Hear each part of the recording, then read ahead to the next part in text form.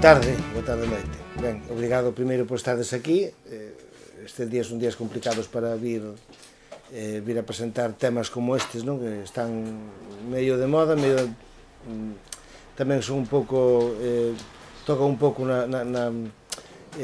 interese de moitos galegos, pero a vez tamén tentan desmontar parte ou moitas falacias que pode haber por aí, falacias historiográficas que narran a respecto da historia de Galiza cousas que se teñen publicitado históricamente sobre o noso reino, sobre a nosa historia, e que nos gostamos de matizar moito máis, porque non son exactas ou son algunhas tendenciosas, certamente tendenciosas a respecto en beneficio da coroa de Castela ou en maleficio da historia da Galiza e tal.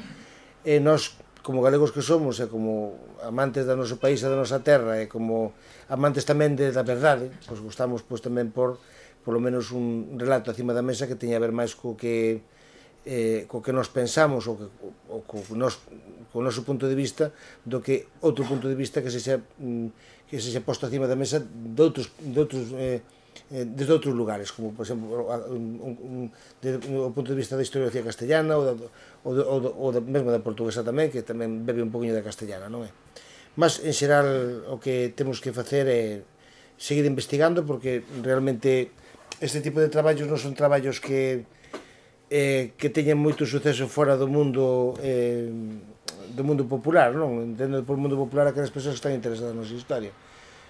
Gostaríamos que un día tamén a nivel académico fosen tidas en conta un pouco máis, porque son puntos de vista que necesitamos que trascendan, non? Ben, entón, vedes que son dous libros que están aquí. Un deles é Por que caeu a Galiza, outro é Remover Roma por Santiago. Os dous libros falan dun mesmo tema central, que é como a Galiza chegou a un punto de ser unha coroa, xa digo coroa, xa non digo reino, prestixiosa dentro da Península Ibérica, mesmo en Europa, e mesmo hexemónica, a pasar o que posteriormente aconteceu, que foi en declive constante até chegarmos ao que somos hoxe, non? Eso basicamente aconteceu nunha época que lle chamamos era compostelana, ou era de Xermídez, e quen lle chama era de Xermídez tamén. Eu prefiro chamarlle era compostelana, non? E chamaselle habitualmente era compostelana, posto de moda por algúns historiadores galegos de outras épocas, mas realmente chamaselle así por ser precisamente a Compostela a cidade que toma un pouco de prestixio, un pouco de a cabeza visible da Galiza naquela altura, e a que leva o guía dos destinos políticos de aquel reino e aquela coroa do noroeste da Península Ibérica, até o punto de causar problema mesmo na política sistémica da época, na política sistémica da Europa na altura, que estaba centralizada en Roma, non? Basicamente. Depois miraremos como suceden as rupturas, non? Que xa vos vou ir a contar, Enrique, tamén parte do problema religioso que había e tal. Eu a era compostelana quero delimitala, basicamente, un pouco ampliando as épocas que outros historiadores acotaron, e quero poñela máis ou menos entre o século X, entre aproximadamente posteriormente a queda de Compostela por Almansor, e a unificación con Castela a partir de 1230, non? Que non é nós normalmente falamos de unidade de Castela e Galiza no ano 1230, pero realmente hai outras unidades, porque hai tamén outras independencias. Non foi a definitiva a 1230, pero poñemos esa referente porque é no momento en que empeza o declive realmente da Galiza, o declive real, non, da Galiza, e o momento en que a Galiza perde soberanía, perde a súa autonomía real, e pasa a ser Castela, que hexemoniza o proxecto panhispánico dentro da Península Ibérica. Ben, o territorio que quero tamén delimitar é non únicamente o reino da Galiza, senón tamén a coroa galega, que pode ser un espacio un pouco máis amplo do que o propio reino galego, ou que o propio reino galego posteriormente como se conformou, e ten a súa influencia tamén dentro dun contexto europeo moito máis amplo, non? No libro que vedes aí de Por que caeu a Galiza, vedes un mapa non únicamente da Península Ibérica, senón tamén do sur da actual Franza, non? Da Occitania. Entón, cando me preguntaron en algunha entrevista por que puñe ese mapa, eu respondínlle pois, coa sinceridade que penso que debo responder, atendendo ao criterio que eu penso que debo recurrir. A partir de 1035, o rei Afonso VII, que se coroa a sí mesmo emperador, en principio nunca deixou de ser un rei vinculado a Galiza. Naceu na Galiza e vinculou un proxecto político a Galiza tamén. Mas ese proxecto político tiña un ámbito moito maior do que o propio noroeste peninsular. Ocupaba a maior parte, non, toda a parte do norte da Península Ibérica, incluída Aragón e Cataluña en determinado momento, ocupaba partes incluso da Al-Ándalus. Había mesmo taifas musulmanas ou reis musulmanos que eran vasalos dele, e que a súa vez tiñan outros vasalos mesmo dentro da propia Al-Ándalus, o cual facía que a súa influencia pudese ocupar a maior parte da Península Ibérica. Mas tamén a parte do sur da actual França, a actual Occitania, algúns reinos estaban dentro da súa influencia, esa cualidade de emperador, que sabemos que os emperadores son reis de reis, pois tiñan autoridades sobre determinados condes, sobre determinados duques, sobre determinados príncipes de algúns lugares de Occitania, da actual Occitania. Entón, eso máis ou menos é un espazo político que quero identificar como un espacio político que quero identificar porque era ese o ámbito de poder de Afonso V. Ben, o contexto europeo penso que é interesante clarificalo, porque a queda da Galiza, a queda posterior da Galiza, o colapso posterior da coroa galaica, ten a ver cun contexto internacional. Ese contexto internacional ten a ver co que na altura se identificaban cos outros dous imperios europeos, non? Segundo as crónicas da época, parece ser que había tres imperios: un imperio era bizantino, outro sacro imperio romano-xermánico, e segundo algunhas crónicas que recoñecen algúns autores ingleses recollidos de fontes en latín, recoñecíase o terceiro imperio como o imperio da Galiza de Compostela, tal cual así se identifica en algún punto do libro que podedes consultar. Ben, pois dentro dese contexto triimperial europeo, hai en cada un dos imperios hai unha movimentación que procura unha soberanía diferente de Roma. Por que Roma? Roma, en principio, é o poder sistémico medieval. Ese poder sistémico medieval determina que tipo de políticas, que tipo de ideoloxía se manifesta na Europa da altura. É fácil entender, que a día de hoxe o sistema podemos identificarlo con Wall Street, non? Que é o que define as políticas de Occidente, non? De Occidente o choque que estas políticas teñen con outros ámbitos culturales e políticos. Na altura era exactamente igual. Na altura o Wall Street da época estaba en Roma, e a partir dese poder político surxen disensões. Unha en Occidente, hai unha cisón na cristandade oriental no ano 1054, críase unha filosofía diferente e independente de Roma, unha ruptura religiosa que é tamén unha ruptura sistémica na altura, inda que sexan ambas filosofías cristás, e unha segunda ruptura que non chegou a consolidarse, pero sí levaba camiño de levarse a fin, que era a cuestión das investiduras, que era un problema que tiña dentro do Sacro Imperio Románico co Papa por determinar quen era o que decidía, quen nomeaba as autoridades religiosas do Sacro Imperio. Non, entón ese confronto entre Roma e o Sacro Imperio ao final tivo unha resolución. A resolución foi favorable en principio a Roma, eso ficou latente, manifestaríase moito máis tarde no século XVI, mas xa en contextos políticos e económicos diferentes, mas isto pode ser entendido como un inicio do que posteriormente foi. Ben, entón, dentro dese contexto de cisma por Oriente e cisma no Norte, no Sacro Imperio Romano Xermánico, surxiu un problema en Occidente. Occidente somos evidentemente nós.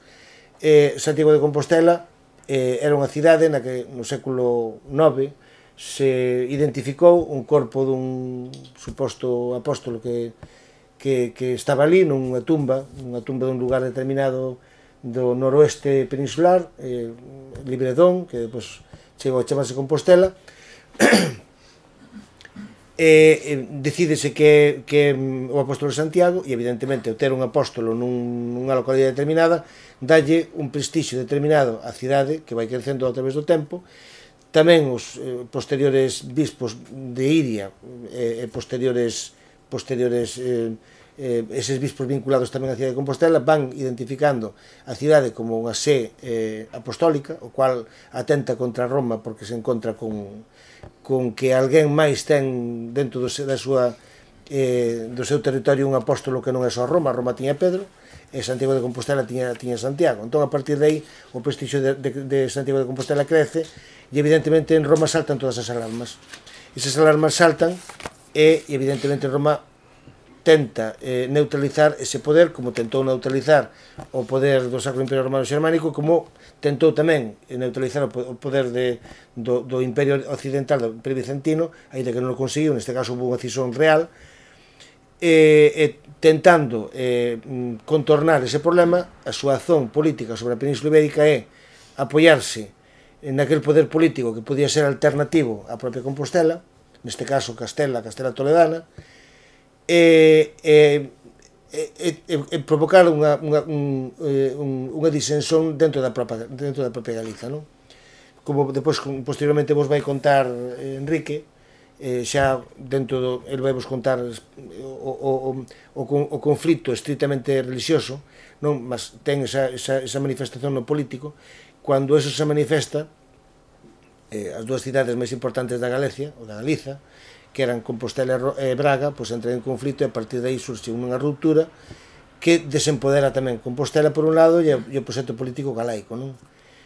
Por outra parte, Toledo tamén é unha cidade a ter en conta. Ese proxecto político non únicamente ten a concorrencia interna entre Santiago e Braga, senón tamén Toledo, que é unha cidade que tamén neste momento, a partir de 1085, que é incorporada, o reino de Toledo é incorporado á cristandade, pois entra en xogo tamén. Entón, ese xogo de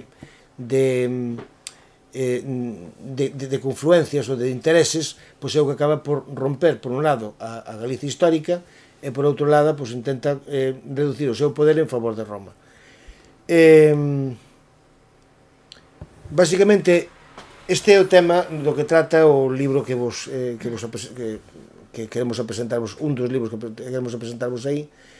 Eu o que tento narrar é temporariamente os reis todos, desde a morte de Fernando I e Sancha I até a época da Unión con Castela, e puntualmente vemos en cada un dos reis que gobernaron esa coroa galaica nesa altura, pois ten os problemas que ten causados por Roma. Alguns dos problemas simples son que os reis, tanto da coroa galaica como do reino de Portugal, tentaron sempre volver á reunificación. Mas, por unha cousa ou por outra, sempre é obstáculo. Sempre se prohibiu ou se impediu que os reis galegos casasen con princesas portuguesas. Tamén houve momentos en que foi tamén ao revés, mas neste caso estamos nos centrando no caso dos reis galegos casados con princesas portuguesas, e o incómodo que causaba sempre o reino de Castela, posterior coroa de Castela, en que eso non surtise efecto, non? Aí entra en xogo xa os primeiros reis de Castela convertida en reino, ao converterse en reino con capital en Toledo, sendo Toledo unha cidade con unha importancia histórica que é indubidável, pois todo eso acaba por facer que Castela convertese en reino, Portugal tamén, fica Galiza con León. León, unha vez que incorporada a Castela, Galicia e León incorporadas ambas a Castela, tamén acaban separándose entre sí. Mesmo dentro da coroa leonesa tamén separan por un lado Asturias, por outro Extremadura, por outro León propiamente dito. A parte oriental de León fica para Castela, que é todo un descuartizamento do que era aquela Galicia histórica para desempoderar un poder que era ameazante para Roma. E ben, eu non me quero estender moito máis porque quero que Enrique fale do tema que lle toca, que é un tema moi interesante, é un tema que realmente é un tema a ter en conta porque dá moito máis no clavo que o que pode dar o meu, no sentido de que o meu é máis político, é máis unha visión máis global e a dela é moito máis concreta. E entón, gostaríame que agora que que lle toca o turno a Enrique que clarifique todas estas cousas. Boa tarde, gracias por virdes. Non me aplaudades, ao final.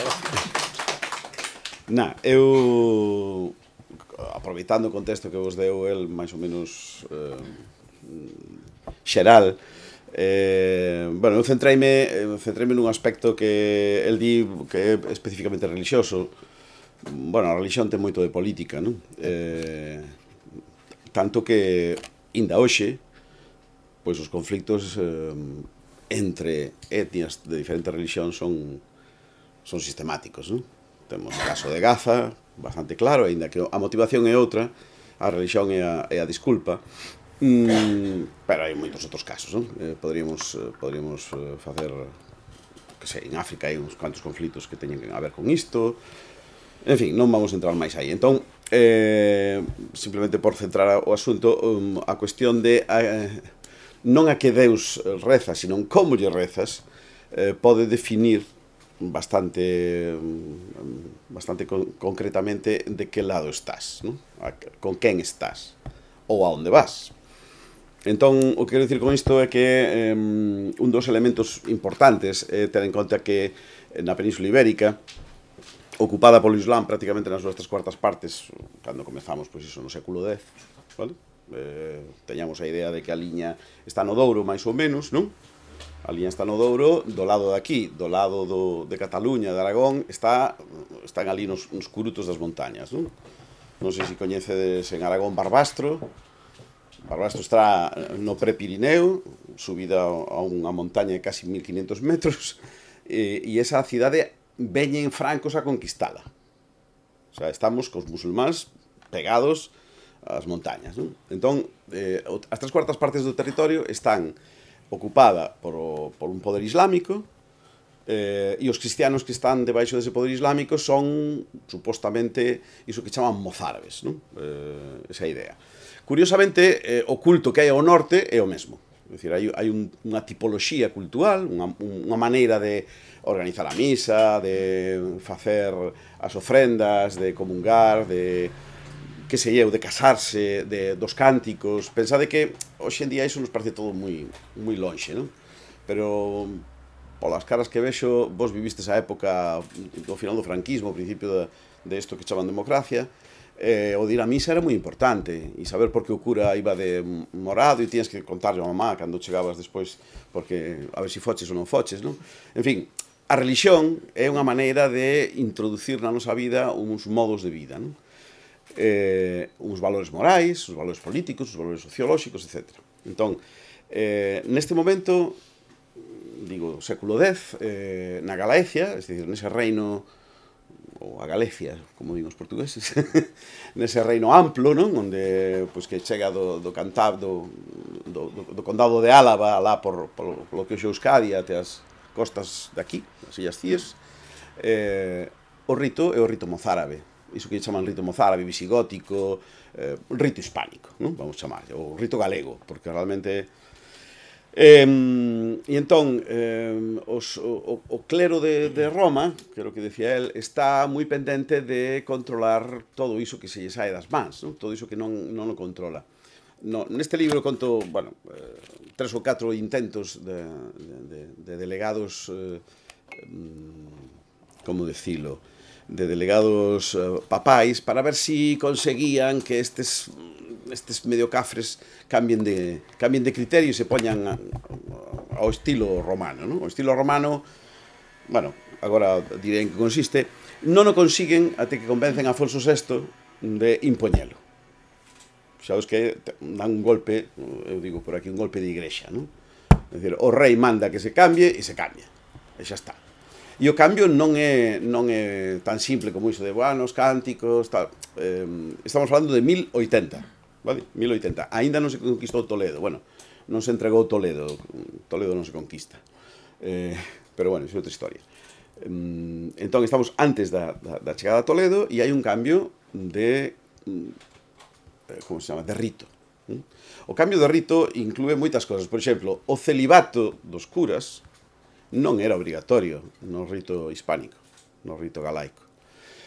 Por tanto, podían casar, podían ter fillos, non había ningún inconveniente. Dicir, pensade o diferente que é iso, e como perdura na Galiza até hai 30 anos, non? Que o cura sempre tiña unha sobrinha e un montón de nenos por ali. Pois iso. A perdurabilidade da nosa cultura é brutal. O sea, fixados que iso se prohibiu no 1080, hai máis de 1000 anos, casi 900 e pico, e aínda perdurou hasta o século XX, non? Mentre os curas tiveron algunha importancia nesta sociedade, que aínda teñen, perdurou. Pero despois había un montón de cousas máis. Por exemplo, os mosteiros podían ser mistos. Non hai que pensar nunha especie de Sodoma e Gomorra, non? Non. Eran mistos, había unha casa para mulleres, outra casa para homes, e algúns podían estar casados entre sí, porque era legal. E o habitual era que as mulleres fosen as abadesas, non os homes. Isto tamén é para pensar, non? Para darlle unhas cuantas voltas.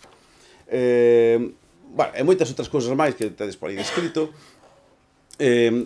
Unha parte moi importante na que Roma puxo moito interese e estivo insistindo incluso despois de 1080 foi que os mosteiros que eran propiedade dunha familia, que sei, sobrado dos monxes, fundado polos fillos do conde de Traba, non? Pois eses mosteiros pasasen a ser dependentes da igrexa, ou seja, do arcebispo, do bispo ou directamente de Roma, dependendo dos casos, non?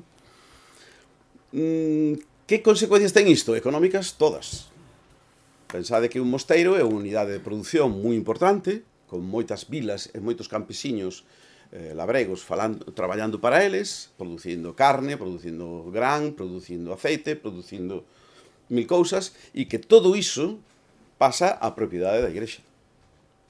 Non é xa que lle des a dícima, sino que ademais eles teñen a propiedade de todo iso, non? Eu falo en algún momento dunha desamortización dos nobres laicos, non? Porque realmente o é. Hai que ir... E isto faise a través dun brazo armado do papado que é Cluny. O mosteiro de Cluny, a orde cisterciense cluniacense, que é realmente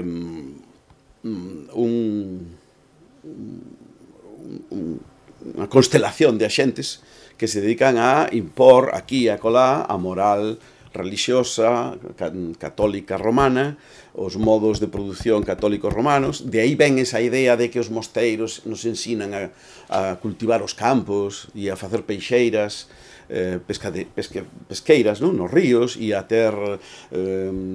Iso é unha mentira. O sea, os galegos e todo o mundo europeo xa producía todo iso antes de que houvese mosteiros. Ou ao tempo que eses mosteiros. Pero o benedictismo, ou os monxes bietos, teñen esa prerrogativa. Son organizadores, son empresarios, para decirlo dunha maneira clara. E ademais con unha central moi clara. Cluny tivo a sorte, e non a desgracia, de que un dos abades máis importantes de Cluny durou 50 anos no abadengo. 50 anos gobernando Cluny, con man de ferro, pero con luva de seda, non? O noso amigo San Hugo de Cluny, santo desde o mes seguinte a morrer, non? Foi santificado moi cedo. Se a iso lle sumamos que o 70% dos cardeais de Roma e dos papas de Roma son monxes cluniacenses, ou similares, ou aproximados, pois imaginadevos o modelo de mafia que temos, non? O sea, é realmente un sistema que vai controlando e vai captando por todas partes ese poder. O primeiro que fai, por exemplo, Afonso Enríquez, por abreviar aí, isto ten moita importancia desde o punto de vista simbólico, é regalarlle a Cluny o mosteiro de San Pedro de Rates. E vos diredes, e quen é San Pedro de Rates? Pois San Pedro de Rates é o primeiro bispo que hai en Braga, nomeado por Santiago, apóstolo. Obviamente, Santiago o apóstolo nunca estivo aquí, nin está. E San Pedro de Rates probablemente sexa unha invención. Pero fixados o simbólico, é dicir, cando Afonso Enríquez entra en posesión do condado de Portucale, o primeiro que fai é cederlle o mosteiro de San Pedro de Rates a Cluny. Por que San Pedro de Rates é tan importante?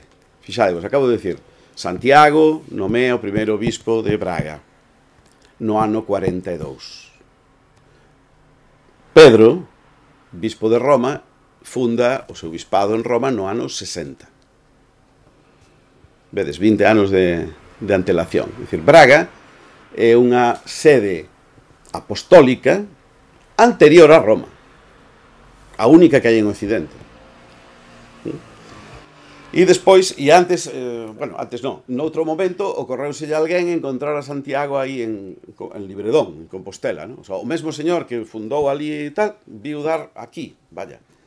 E temos un apóstolo que ademais era o irmán de Xesús. Vedes onde vou, non? É dicir, Santiago está, non vou decir, a mellor eu non son futbolero, pero eu que sei, sería como o Messi dos apóstolos, non? O apóstolo máis molón, o preferido, o irmán de Xesús, además chamanlle así, o irmán de Xesús non, o irmán de Cristo, incluso. Isto, por suposto, a Igrexa Católica di que non, eran primos segundos, tiñan unha relación familiar, pero non tan directa, non? Entón, iso é unha argumentación, un argumentario que parece feble hoxe en día, porque, bueno, a religión non é para nós tan importante, pero a Roma pona moi nerviosa. E, de feito, para que vexades, eu fundamentalmente me basei no que di a Historia Compostelana. A Historia Compostelana é un texto que Xelmírez manda a escribir para, digamos, gabarse a sí mesmo do ben que fixo por Compostela e que quedase memoria de todas esas obras. E entón, na Historia Compostelana, obviamente, non hai que tomalo ao pé da letra totalmente, pero, bueno, ten as súas... Di, nun fragmento que é concretamente do libro segundo, capítulo 3, di: receaba verdadeiramente a Igrexa Romana que a Igrexa Compostelana, unha vez obtidos os dereitos da dignidade eclesiástica e apoiada no seu apóstolo, asumise para si o ápice e o privilexio de honra ante as igrexas occidentais. Das igrexas occidentais. O sea, fixados o que está dicindo. E isto di un que teóricamente é partidario de Roma, que é Xelmírez. E o seu escriba, que é tamén Franco, e escribe o que el lle manda, non? De feito, eu creo que moita desta historia está feita dictado. E que así, como a igrexa romana sobresaía e dominaba as outras igrexas polo seu apóstolo, así tamén sobresaíse e dominase a igrexa compostelana polo seu apóstolo. Cousa que entón temía moito a igrexa romana e até hoxe teme e precabe para o futuro. Hoxe é o século XII, é 1120, 1130.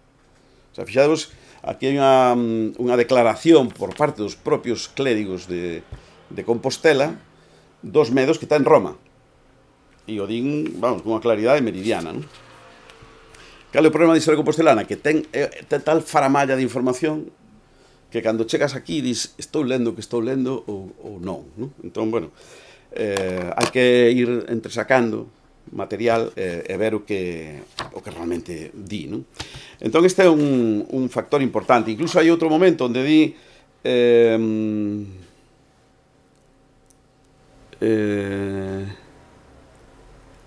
porque a igrexa compostelana se mostrou soberba e arrogante con nós, os romanos, até hoxe ollou para a igrexa romana non como señora, mas quase como par súa. É dicir, estaban ao mesmo nivel, non? Eu tamén teño un apóstolo aquí, porque vos ides ser os que mandades, non? Entón, Roma, interpretando estes sinais, que son bastante alarmantes, digamos que forzou un poquinho a máquina e entrou a matar, non? Foi moi, como dicilo, buscou a maneira de conxurar ese perigo, non? Entón, fixadevos, Braga está hoxe en día en Portugal, Compostela está hoxe en día na Galiza, antes estaban todos na Galiza. O que quero dicir con isto é que divide et impera, non? Se os separo e fago que pelexen entre eles, pois a min xa non me dan a lata, non? Deixamos de tal. E aí empezan unha serie de actividades, non? Eu reflexiono aquí, se vos apetece lelo, sería, bueno, boa cousa que vos entreteña, non? Reflexiono sobre os plans. Que plans ten Roma para iso? E ten uns cuantos. Primeiro intentan meternos a Raimundo de Borgoña. Plum. Temos aquí un candidato, medio parente meu, de Hugo de Cluny, lembrades, Hugo de Cluny, que estuvo 50 anos de abade en Cluny, pois ese señor proponlle ao rei de Galiza, por que non casas a tua filla con este home? Teño outro candidato, é máis novo, aínda moi rapaz, pero non se pode casar coa tua filla porque son curmáns. Fixados, Enrique de Borgoña é sobriño de Constanza, a muller de Afonso. Sobriño carnal, o sea, fillo dun irmán. E entón teñen que casalo con outro que non sexa da familia, que é Raimundo, non? Entón Raimundo, e que lle dan a Raimundo? Supónse que cando tú traes un guerreiro magnífico de Europa, con armadura nova e brillante escudo, pois lle das o sitio máis chungo, onde hai máis hostias, por decirlo dunha maneira vulgar, que era en Toledo. Acababa de tomarse Toledo e viñan os almohades, aqueles que o Cid vence incluso morto. Lembrades que o famoso Cid campeador en Valencia contra os almohades? Bueno, pois a este tío resulta que o mandan para Galiza. Retiro Dourado, non? Realmente, por que a Galiza? Si que debería estar en o sur pegándose cos musulmáns. Pois, pensade por qué. A Raimundo lle pasa unha cousa, isto non o digo aquí, porque o descubrín despois. Raimundo se volve máis galego que os propios galegos. É unha frase que lle gustaba moito aos ingleses cando falaban dos colonizadores normandos. Dicían, hiberniores quan hibernis. O sea, volvense máis irlandeses que os propios irlandeses. Incluso adoptan a súa lingua. Pois parece que a Raimundo lle pasou o mesmo. Síndrome de Estocolmo. Síndrome de Compostela. Entro aquí para organizar a cousa e de repente digo, pois este sitio está maravilloso, vivimos moi ben, e por que vou ter que facerlle o xogo a Roma, non? E entón, 3 anos despois, dicelle, mira, teño aquí o meu sobriño, que este sí que de fiar. Casa coa tua outra filla, esa que é bastarda, sabes? Teresa, a de Portugal, Dona Teresa. E entón a casa e cortan o pastel de boda. Galiza para... Bueno, abreviando moito e simplificando moito, Galiza para Raimundo, que non lle vou quitar porque xa teño documentos feitos co asunto, e Portocale para Enrique. E entón aí entramos no plan de Roma. Primeiro intentou segregar o cacho. Eu teño dúbidas sobre eso de segregar o cacho enteiro, porque nos documentos, na documentación sempre se di Tota Galaetia, ou Tota Galetia, que tamén se escribía así, non? E eu creo que cando din Tota Galetia refírense á coroa de Galiza, sin Castela e sin Toledo. O sea, o que sería eso que chamamos el Reino de León, non? Tradicionalmente. A maior parte dos historiadores españois portugueses falan de Galiza e con Portugal, porque claro, hai que marcar que Portugal xa non era Galiza, cando era un condado, Portocale era un condado de Galiza, e Coimbra tamén, non eran territorios diferentes. Coimbra tivo unha historia particular, porque Cisnando Davides era prácticamente independente, pero cando se incorpora ao reino, pois se incorpora ao reino, é dicir, unha parte da Galicia, sin máis, non? Entón, primeiro intentan separar a parte que dá problemas, o sea, os que poderían darlle problemas a eles, Compostela con Braga, e depois danse conta de que é moito mellor que Compostela e Braga non se leven ben. Polo medio, tampouco vou explicar todos os pormenores, porque, entre outras cousas, non nos lembro, pero polo medio hai vacíos permanentes de poder en cada un dos dous bispados, non? Este bispo dura 2 anos e despois está 10 anos sin bispo. Aquí morre o bispo porque poñen un moi vello, o pobre, como se chamaba este... teño aquí a lista, pero bueno, cluniacense, por certo, que tamén é moi curiosa. Está Compostela tivo un bispo cluniacense, a ver, tiña por aquí, da igual, Cresconio non, Cresconio era do país, este señor, como se chamaba, home? Dalmacio, que debía ter casi 80 anos o pobre, ou así, porque morre aos meses de nomealo bispo en Francia, o sea, non chega a tomar posesión aquí, nomeado en Francia nun congreso de curas, como se chama, un concilio, un concilio, e o tipo non chega a vir a Galiza. Xa estivera, porque era representante do Papa, pero Cando nomean non chega a Galiza, morre no propio concilio. Pero consigo outra cousa curiosísima. Iria Flavia dependía de Braga, que era o seu arzobispado. Desde ese momento, desde este bispo, deixa de depender de Braga, faise sede exenta. É dicir, os bispos de Santiago só os pode nomear o Papa. Fixaos que non daban puntada sin fío. É dicir, a partir dese momento, que estamos falando de 1099, 1098, a partir dese momento os bispos de Santiago teñen que ir a Roma para que os consagre o Papa. Dependen del directamente. Non teñen autoridade por riba máis que o Papa. É magnífico, non? Imaginadevos, bueno, que está facendo Israel con Gaza. A autoridade agora son eu. Primeiro te machaco e despois son a tua autoridade, non? Entón, non é o mesmo caso, porque aquí non nos masacraron físicamente, pero é a mesma idea. É dicir, pasas a depender de min directamente, así que o que manda aí depende de min. A realidade é un pouco diferente, non? Cando nomean a Xelmírez, que, por certo, Xelmírez, aquí diferimos bastante na opinión, non? Xelmírez a mí me parece un colaboracionista. Xa sei que isto é un pouco pecadento de dicilo, non? Na Galiza. A mí me parece un colaboracionista, mentres que, falo por ti, Barbosa cree que facía o que podía co que tiña. Un Puyol. Facía o que podía co que tiña. Un Puyol. Bueno, eu non acabo de concordar. Entendo a súa posición, pode interpretarse así, pero creo que Xelmírez era moi revirado.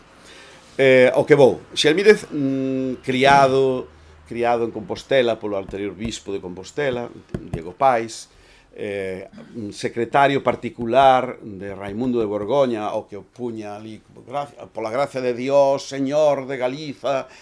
Bueno, facía unhas reviravoltas ali nos documentos que é alucinante, non? Só conservamos 6 documentos feitos por el, pero todos son unhas loubanzas a Raimundo tremendas, non? E despois resulta que non era clérigo. O sea, era clérigo no sentido inglés do termo, era clerk.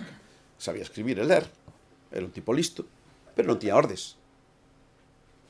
Vale, non era cura, ni siquiera era diácono, nin nada, o sea, non tiña ninguna orde.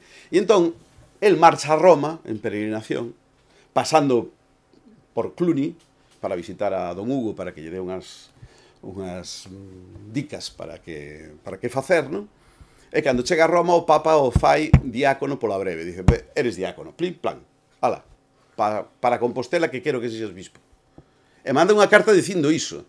Escollede a este rapaz que vos mando para que sexa bispo. E o escollen, claro. O sea, fixadevos o nivel de poder que tiña o Papa e como manipula os peóns que, bueno, obviamente Xelmírez non era un peón, era un alfil, non? E además moi poderoso, un alfil con cabalería ao lado, non? En fin, que todo isto pois a mí me leva a pensar que Xelmírez era un pouco colaboracionista, francamente. Obviamente, el fixo o que puido, e outra cosa que me fai pensar que tamén é un pouco colaboracionista é que unha das primeiras cousas que fixo no seu pontificado foi irse a Braga e roubarlle a todas as reliquias dos santos ao bispado de Braga. Sí. O Pío Latrocinio, chamase iso. O sea, o tipo vai ali e di, ui, chicos, tengo unha idea. E que, además, imagino en español. Teño unha idea. Por que non levamos isto e tal? Que vos parece? E os outros, bueno, se tú dis, señor bispo, nos... De acordo. E entón collen a San Vicente, a Santa Susana, sabedes, a igrexa de Santa Susana en Compostela, feita ad hoc para os restos de Santa Susana, e outros 3 santos máis que había por ali, os pobres. Cucufate, creo que. San Cucufate, sí, non lembro agora os nomes, pero bueno, esta información te dela toda aquí, se queredes. E o que fai é montalos nunha mula e veña, pa Compostela. Corre, e rapidito non vayan a revirarse estes portugueses que son tremendos, non? Bueno, a devolución o do dedo é de San Martiño, non? Cale o... No, falamos do... do santo patrón de Braga, home. Sí, non é San Martiño. Non é San Martiño, San Martiño. Bueno, non me lembro agora do nome, da igual. Total, que até 1990, o sea, hai 30 anos, ou 20 e tantos anos, non se devolveron eses restos. E despois os devolvemos todos, ou non? No, quedou un dedo de este que non me lembro do nome, quedou o dedo e algunha cousa máis de Santa Susana. O Santo do Berzo era... Non sei agora como se chama o tipo. Bueno, tiña destes tamén a lapsos. punta da lingua tamén. Era do Berzo, era un bispo do Berzo que foi un papa que viviu en época, perdón, un bispo que viviu en época visigoda, non me acordo tamén o nome, tiña na punta da lingua. Frutuoso de Braga. Frutuoso de Braga. Pois o único que deixaron aquí foi o dedo. Sí. Un dedo, non sei que dedo exactamente, pero me da igual, pero supoño que este. Pero bueno. O caso é que esa acción violenta, porque robarlle o santo patrón ao teu amigo que te recibe, fixados que a propia historia compostelana conta que o recibe cunha procesión nas aforas de Braga, o leva a súa cámara, cédelle a súa cama para que durma, despois cando descansa o convida a un banquete delicioso e patatín patatán, e despois vas e lle robas as súas mellores posesións. Home, eu creo que non está moi ben iso, non? A mí me parece que, e sobre todo, non robarás, en fin, non desearás a mellor do próximo, nin o santo do próximo, non? Nin do máis alonxado. Nin do máis alonxado tampouco. Ben, entón, iso é unha das, digamos que hai centro o asunto aquí en Remover Roma por Santiago. Quer dizer, Roma tiña medo, por iso o título, sabedes que aquí temos iso de Remover Roma con Santiago, os dous poderes, tal, facer o imposible, non? Neste caso sería Remover Roma por Santiago, é dicir, Roma temía e temeu durante moito tempo que Santiago se empoleirase en riba e dixese, chicos, aquí a autoridade temos a nós que temos o santo máis molón, non? Ou, aínda peor, que decidiran facer unha igrexa occidental. Vos imaginados, un papa en Compostela, co reino na Península Ibérica, e aledaños, non? E Roma quedaría prácticamente despendolada, non? En Italia. En Italia, sí. Fechada por Oriente, polo Norte, polo Oeste, non? Ben, despois, aínda que isto non está no libro xa, a intervención dos papas é moito máis sutil, porque xa o perigo está conxurado, non? Ademais, Toledo, como dicía el, Toledo vai ser moi importante porque aí tamén van entrar os chicos de negro, os frades de Cluny. De feito, o primeiro obispo de Toledo, en 1085, é un cluniacense, un monxe cluniacense que era abade de Sahagún. Non sei se estivestes algunha vez en Sahagún. Sahagún é un mosteiro cunha vila. Hoxe non queda mosteiro, pero era un mosteiro cunha vila, non? Entón, bueno, era tiña unhas terras enormes no camiño de Santiago, non había negocio nin nada ali, non? É dicir, Cluny non quería mosteiros pobres. E entón o abade Bernardo de Sedirac é nomeado bispo de Toledo, arcebispo de Toledo e primado das Españas. E legado papal. Fixados, é un cluniacense que se converte no jefe. Entón, en Santiago todos se miran uns aos outros, aínda non estaba Xelmírez, e de feito sobre a primacía papal, a primacía das Españas e tal, hai moita discusión porque Braga tamén ten primacía das Españas. Supoño que a orixe é a primacía sueva e a primacía visigoda. Supoño, isto non teño nada claro, pero eu creo que vai por aí, non? Entón temos un xogo de poderes, como vedes, a triángulo, os de Compostela e Toledo pelexando entre sí, os de Braga e Toledo pelexando entre sí, os de Santiago e Braga pelexando entre sí, e Roma, pois, aproveitando toda a pasta que lle mandaba Xelmírez. Pasta, cantidades industriais, Dire, desde onde saía todo ese diñeiro? Pois dos peregrinos. Oxe non gasta nin a metade, moitos van de bocadillo. Por exemplo, un día, isto era o que pagaba Fernando I a Cluny. Fernando I e Afonso VI pagaban un canon a Cluny non moi grande, 1000 moedas de ouro. 1000 moedas de ouro que pesaban máis ou menos 4 gramos cada unha, o sea, eran 4000 gramos de ouro, 4 kilos de ouro. Pensade o que significa iso no século XI, non hoxe. Inda hoxe son aproximadamente entre 120 e 150.000 euros, dependendo do valor do ouro en cada momento, non? Anuais. E chega Afonso e dice, duplico a aposta. 2000. Fixadevos, o seguinte doador De feito, Cluny 4, a grande igrexa esa que se destruiu románica, que se destruiu na Revolución Francesa, saiu disto, desta pasta. E de onde sacaban esta pasta os reis galegos? Pois dos pobres moritos, os que cobraban entre 10.000 e 15.000 moedas de ouro anuais por vivir des aí e terme a horta ben regada, non? Basicamente, acequias, etc. Entón, bueno, a pasta era, como vedes, de aí lle saiu a idea a Cluny de facer as cruzadas. Oye, se os mouros teñen tanta pasta, vamos facer unhas cruzadas alá en Terra Santa e de paso lle escollemos o comercio. Fixaos que Terra Santa non é Terra Santa. Terra Santa é o final do Camiño da Seda e do Camiño das Especias. E hai pimenta, canela, sedas porcelanas, etc. Non? Como di unha canción por este río acima, non me lembro agora do nome do home, un cantor portugués. Entón, claro, irse a Terra Santa, a cruzada de 1099, nace desta idea. Dices, isto é un chollo. Vamos sacarlle até as tripas a estes mouros e a vivir deles, non? O que lle mandaba Xelmírez, bueno, Xelmírez mandaba unhas bendicións, vaya a ser unhas bendicións, a Roma, mandaba 500, íbamos a decir, o seguinte doador a Cluny era o rei de Inglaterra e mandaba 300 moedas de prata, que valen a cuarta parte que unha moeda de ouro. Naquela época, era unha moeda de ouro, eran 4 moedas de prata, non? Mais ou menos, según o prezo do mercado, aproximadamente. Entón, fixados, o rei de Inglaterra mandaba unha bagatela, non?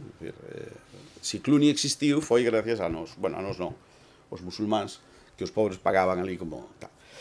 Ben, que pasa despois? Que pasa o que vos dicía?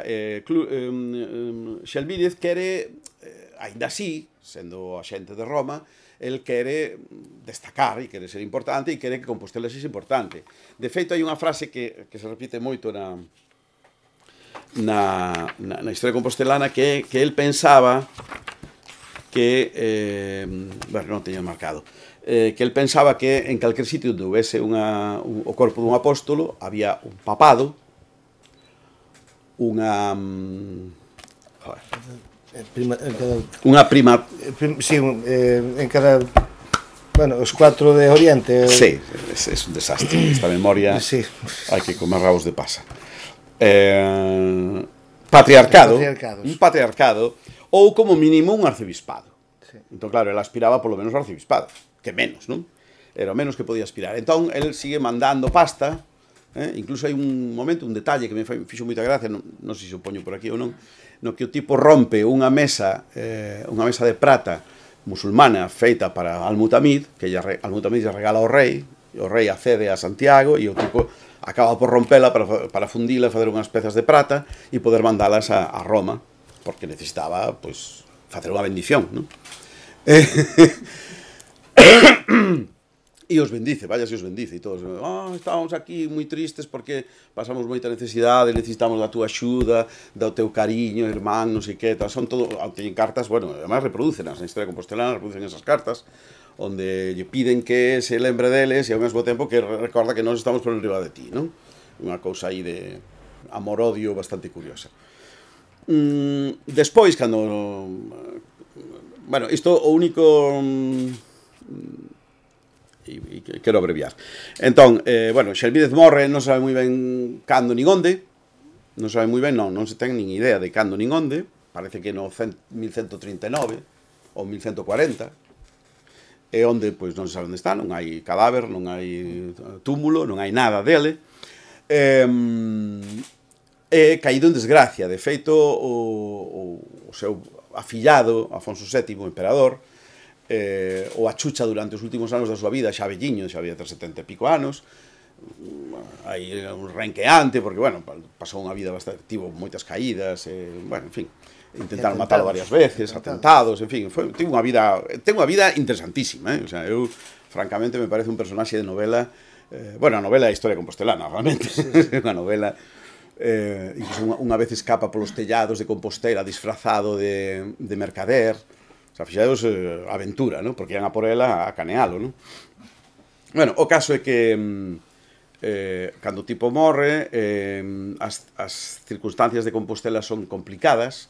De feito, en Compostela sempre hai un bando contrario a Xelmírez, que non sabemos moi ben a que responde, ou polo menos non sei a que responde, non sei ti, Barbosa, que és un home sabio, sabes algo diso, pero sempre hai uns malvados, cónigos e clérigos que queren perxudicalo, tal vez xente do equipo do seu padriño Diego Pais, que estaban moi cabreados con él, porque a Pais mandaron no exilio a Aragón e nunca máis volveu. O rei decidiu que non o quería ali e mandou no fora, non? Bueno, tivo primeiro no cárcere un certo tempo e despois o mandou para Aragón. E despois o papado vai ir intervindo de diferentes maneiras, bueno, na política desta, unha vez que xa está segregado e que Tereixa pois intenta facerse un reino si conseguilo e o seu fillo pois a bota un pouco fora e tal, eses intentos que comentaba Barbosa de reconectar Galiza e Portugal, que hai moitos ou bastantes polo menos, chocan sempre con problemas co Papa. Sempre hai tanta... Bueno, además aplicaban iso cando querían, non? A relación de familiaridade era en 7º grado. Xa o que significa iso, é dicir, dúas persoas que teñan dos seus pais, avós, bisavós, trisavós, sexavós, un en común, non podían casar. Pero se o Papa quería, pois lle daba unha dispensa papal e podían casar. Vale, pois sempre aplicaban a política galaica, é dicir, os reis de Galicia non podían casar coas súas primas. De feito, casaban, tiñan fillos, pero despois o matrimonio era anulado. Co cal, pois, se creaban situacións moi engorrosas, con problemas de guerras por la dote, porque non sei que, porque despois se casaba con outra, coa que tamén suspendía, por exemplo, estou pensando no caso de Afonso VIII, que despois casa coa súa outra curmá berenguela de Castela e tamén lle anulan o matrimonio, entón ten 5 fillos, pero ningún é legal. En fin, un desastre, non? Entón, a intervención do papado na política de Portugal e de Galicia, da Galiza medieval, é permanente e sistemática. Bueno, sigue sendo, non? Pensade que cando Rouco Varela ruxía, os políticos se metían debaixo da mesa, non? Rouco Varela decía, é intolerable, bla, bla, bla. Entón, allí, incluso os de esquerda, non? Aquí parece que a Igrexa sigue tendo moito poder. Agora, como o Papa é un medio rojeras, pois, xa perderon un pouco de importancia, non? Sí, que Francisco é moi riquiña, non? Entón, bueno, pois... pero se o Papa é moi tal, pode influir moito na política, incluso hoxe, non? Imaginaos o que era naquela época que te decían, excomúlgote. E xa non podía ser nobre, non podía ser funcionario, non podía ser rei, non podía ser nada. Quedabas fora da vida social. A excomuñón era terrible, non? Bueno, até Curros sufriu excomuñón, non sei se sodes coñecedores disto. Curros foi excomungado polos seus poemas e tivo que deixar o seu traballo no xornal El Progreso, El Progreso, porque todo o mundo lle facía vacío e non permitía. E iso foi, como se chamaba o bispo? O bispo Mena, era o bispo de Ourense, Carlos Mena, creo que era.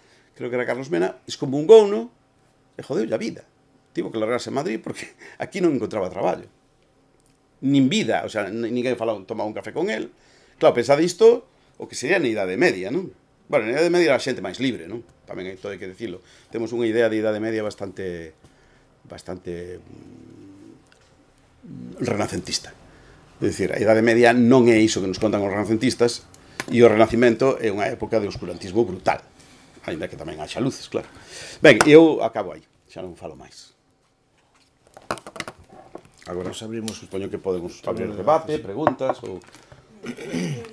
Dime, sí. Que era que pagaba 1000 moedas de ouro Fernando I de Galiza. E a quiñas pagaba? A Cluny. O abade Hugo de Cluny. A Cluny. O sea, non ao Papa. Non, a Cluny. Es que o poder era Cluny, realmente. O Papa, digamos que era... Mesmo saía de Cluny, os papas. Claro, a máis parte deles salían de Cluny. Xa era a fábrica do papado. E quen lles puña como se di, a guía de viaxe era Cluny. Non era o Papa. Escoitaba, a ver, que me dis, abade, ensíname, porque ti és un home sabio. Claro, un home que levaba 50 anos gobernando unha empresa de... Teño por aquí, bueno, non sei onde está. No século XIII tivera 15.000 monxes, ou máis, 15.000 monxes, 100 e pico cardeais, 12 papas, ou 13. É dicir, era unha empresa de facer diñeiro e poder, non? Unha fábrica era a escola do poder clerical, non? Exactamente. E mesmo cando o Cister o sustitúe a finais do século, a mediados do século XII. A mediados do século XII o Cister entra, porque claro, os de Cluny eran demasiado exhibicionistas da súa riqueza, entón veñen os de Cister, que son moito máis humildes e moito máis tal, acaban sendo igual uns tal, bueno, como lle pasa aos franciscanos. Sabes, os franciscanos, pobrecitos, descalzos, que só pedían e non sei que. Mirade que igrexas e que colexios teñen os franciscanos hoxe, non? É dicir, daquela pobreza nativa non queda nada, non? Algún cantar os paxaros, pero nada máis. Este último que comentaxe tú antes a respecto do último rei de Afonso VIII é moi curioso, porque aí vese realmente como se lle pôu o pau na roda, non? A coroa galaica, non? Afonso VIII, que por outra parte está numerado, está cunha numeración que non lle corresponde, porque chámaselle Afonso VIII, primeiro Afonso de Castela, e chámaselle Afonso VIII, con unha numeración que salta dos reis do fío que vai de Asturias a León e de León a Castela, non? Van todo enfiando así, non? Cando Castela é independente desde había moi pouco tempo, desde a morte de Sancha, non tan, bueno, desde 1070 máis ou menos. De Fernando I e Sancha. Sancha morreu en 1069. Fernando morre no 67 e a súa muller morre no 69, non? Entón, a partir de que morre a muller, pois é cando se desatan os tronos e os raios entre os irmãos tamén, e tamén a partir as guerras fratricidas. Castela nace aí, como coroa, como reino. Como reino, sí. Nace como unha coroa que, esa sí realmente é unha cuña, unha punta de lanza dentro da Península Ibérica contra o propio poder galaico, non? Mas quería comentar o de Afonso VIII polo seguinte, porque a historia del xa é unha historia das últimas tentativas de manter a independencia por parte da coroa galaica, non? Xa cando morre o seu pai, el, que era considerado en principio un fillo que non tiña legitimidade, el colle o camiño de Portugal, e cando está entrando na fronteira de Portugal, creemos que pola Limia, entón o tipo peta na mesa, que estou facendo aquí eu escapando de todo isto? Vou para León e ali enfréntome que me faga falta, non? Entón colleu, deu media volta, voltou a León, aínda non tendo legitimidade a priori, non?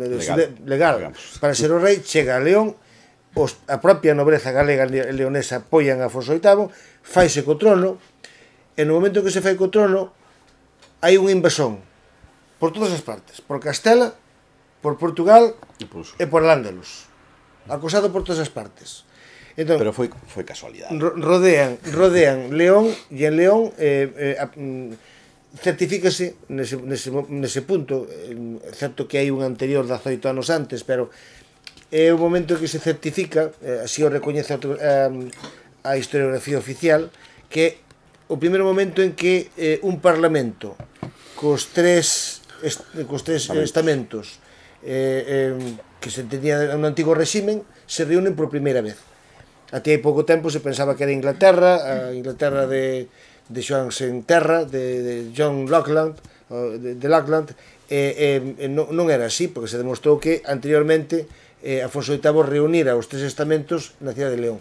Certo que ninguén conta que 18 anos antes o seu pai, Fernando II, reunira, además documentalmente, aparece documentalmente no texto en latín a palabra Burgensium, aparece unha reunión en Tui, 1170. Eso non se contabiliza, eso non existe. Tui non é unha cidade. Que conste que hai algúns autores que recoñecen eso como unha reunión legal, e o texto, o documento, un documento legal, perfectamente correcto, aínda que depois temos o señor Sánchez de Albornoz que dice que non, que iso é ali o de Burgensium, un texto interpolado, non? Ben, que outro método para... Tamén, para negar cousas, non? Exactamente. No, este texto non parece Cando auténtico, Afonso está VIII interpolado. tivo durante todo o seu reinado o obstáculo do seu primo, o rei de Castela, o primeiro Alfonso de Castela, que lle poñen o número de 8 por todos os lados. Ademais, traizóns, humillazones de todo tipo de cousas que pasaron con este tipo, até o punto de que ao final faise bo, aparentemente, e depois de ter un matrimonio que é tamén roto polo Papa, e como non quería romper porque estaba enamorado da súa muller, pois o que fai é ser excomulgado polo Papa porque non o deixan, el non quería romper. Depois tamén tan cabreado estaba un día Afonso VIII que recurriu aos musulmanos como apoio contra o rei castellano. Volve excomulgar outra vez, precisamente por facer o mesmo que facían o resto dos reis contra ele. Ben, e por último, a filla deste rei castellano, que era Berengaria, ou Berenguela en castellano, pois casa finalmente, promete o seu sogro Afonso de Castela: a ver, vamos ter a festa en paz, casaste con miña filla e queda todo aquí. Pero que pasou? Claro, ten fillos. E que pasa? Ten fillos, evidentemente despois o papado volve outra vez a anular o matrimonio, el volvese a negar outra vez a separarse, volve ser excomulgado por terceira vez. E que pasa? Que o fillo que teñen Afonso VIII máis Berengaria acaba sendo, depois dunha lista de herdeiros a coroa que estaban no posto 7 ou 8, empezan a morrer uns, outros non sei que, outros van para... En Castela, dis? En Castela. En Castela si hai unha mortandade. A ver, que non por eso. Non, sí, pero hai. Estaba na lista, creo que era o 7º na orden na liña sucesoria, non? Técnicamente. Cando morre Afonso de Castela, entón ficabanlle dous fillos, un varón e unha femia. O varón chamábase Enrique, e Berenguela. A filla chamábase Berengaria. Entón correspondía o trono ao varón, como machismo que había naquela época. Era un neno de 10 anos, mas un día estaba xogando no palacio do bispo de Palencia e cae unha tella na cabeza e morre. Entón, quen é herdeira? Berengaria. Pero Berengaria, o mesmo día de tomar pose, que fai?